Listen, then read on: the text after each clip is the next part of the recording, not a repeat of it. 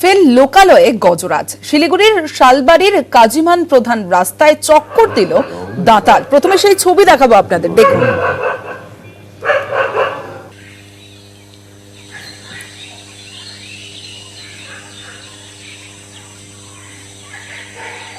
আসলে ঠিকই বলতে যাচ্ছি ঠিক আছে।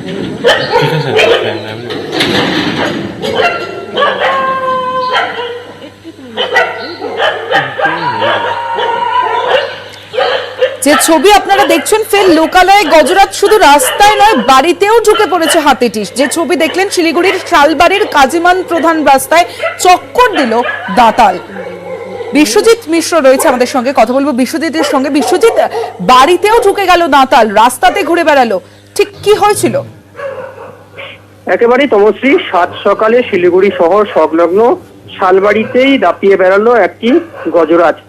শিলিগুড়ির 155 নং জাতীয় সড়ক হয়ে এই দাঁতালটি শালবাড়িতে ঢোকে। মূলত শুকনা জঙ্গল থেকেই বেরিয়ে এটি শালবাড়ির বিভিন্ন অ্যাপার্টমেন্ট, বিভিন্ন বাড়িতে ঘোরাঘুরি করার পর আবার শালবাড়ি সংলগ্ন যে শুকনা জঙ্গল রয়েছে সেই জঙ্গলে কিন্তু ঢুকে যায়।